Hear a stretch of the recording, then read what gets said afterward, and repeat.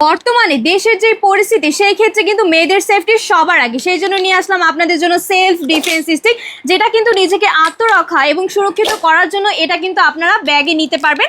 যে কোনো জায়গাতেই কিন্তু এরভাবে কিন্তু আপনারা ব্যাগে ক্যারি করে নিতে পারবেন, যেহেতু এটা হালকা ওজনের থাকছে এবং এটা কিন্তু একদম স্ট্রেটলি এভাবে থাকবে।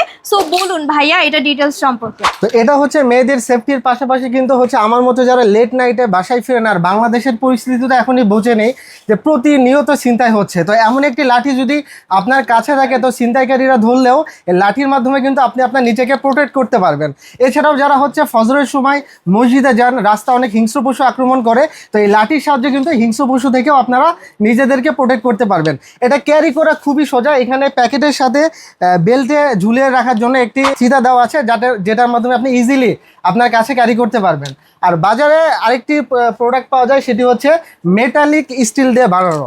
এটা হচ্ছে খুবই নিম্নমানের কোয়ালিটি। এটা হচ্ছে আপনারা কাছ থেকে দেখলে বুঝবেন এটা হচ্ছে নড়ে। আর যদি দুইটি পাশাপাশি কম্পেয়ার করে দেখাই তো এটা থেকে এটা কিন্তু অনেক মোটা এবং হচ্ছে সাইজেও কিন্তু এটা বড় আছে। আর এর পাশাপাশি হচ্ছে এখানে যে গ্রিপটা আছে, গ্রিপটা কিন্তু হচ্ছে ফোম দিয়ে বানানো, যার কারণে এমন বাড়ি লাগলে এটা কিন্তু ইজিলি ছিঁড়ে যাবে। তো আমরা এখানে রাবার গ্রিপ ব্যবহার করেছি, যেই গ্রিপটা মূলত বাইকের হ্যান্ডেলে ব্যবহার করা হয়ে থাকে।